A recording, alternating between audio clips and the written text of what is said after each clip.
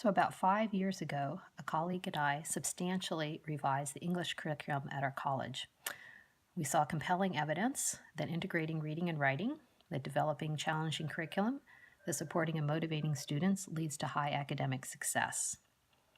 So we did a big course redesign that focused on more inquiry-based curriculum. That is, students would explore questions through reading and writing and thinking and discussing.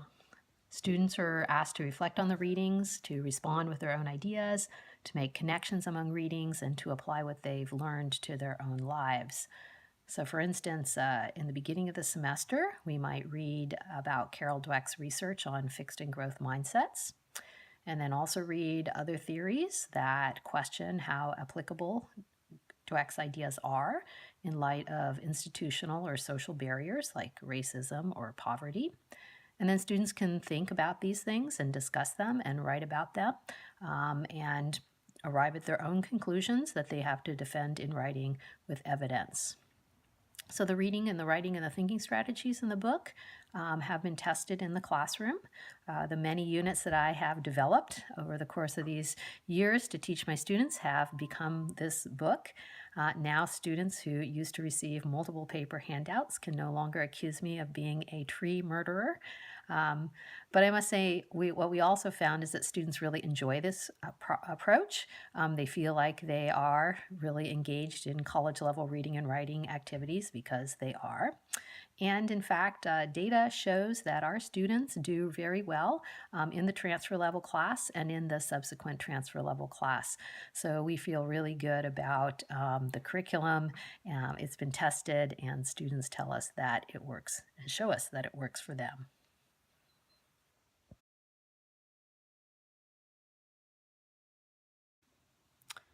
The pedagogy of the book is based on reading, writing, thinking, and engaging.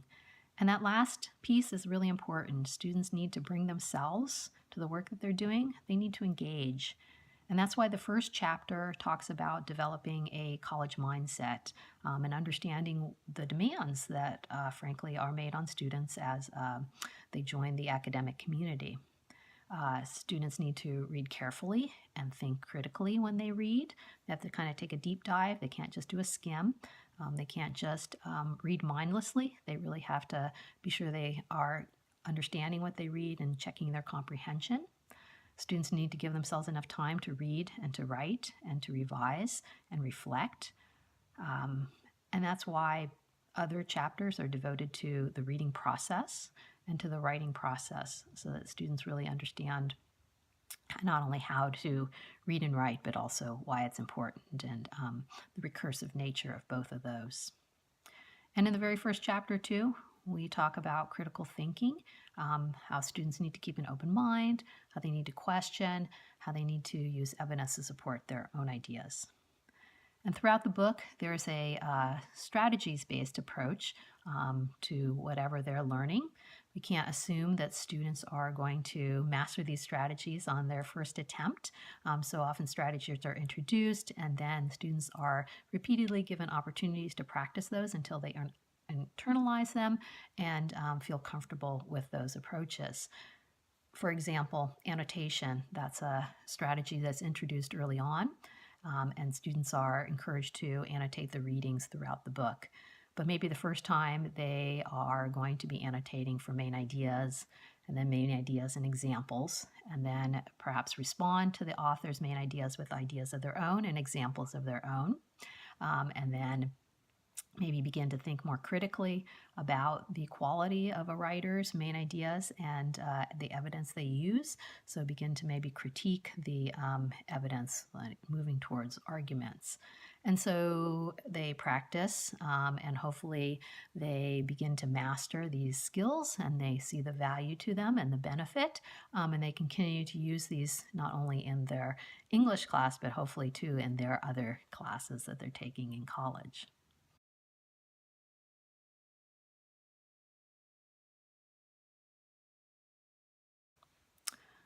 So the book can be used in a composition class, particularly one with as a co-requisite model or even an accelerated course.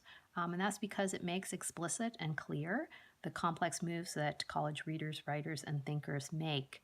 Students can see it, they can practice it, and they can get it.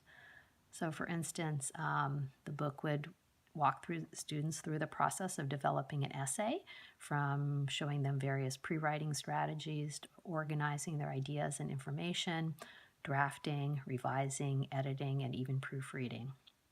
And while that might all sound like standard fare for a composition course or for a composition textbook, in this case, students are given choices and they're asked to understand the impact of those choices in their writing.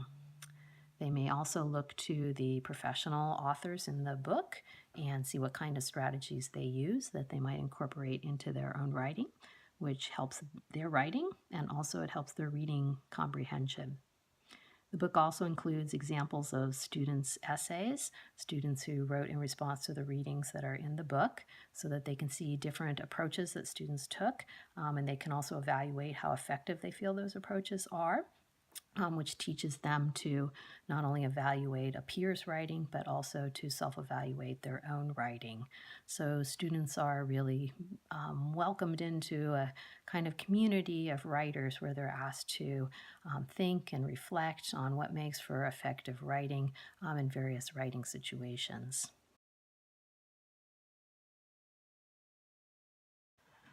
One recurring feature in the book that appears in every chapter are the read to write boxes that help students to develop a piece of writing as they move throughout the chapter. So early on, for instance, students are presented with topics for the writing and asked to pick one that they can keep in mind as they move through the chapter. Then as they do the different readings, they can collect ideas and information that would relate to their topic.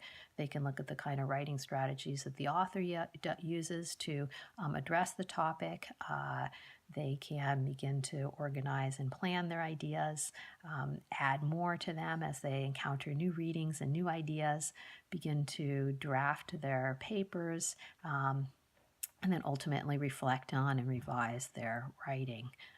So this is a way to really support students as they write and as they read to develop their thinking.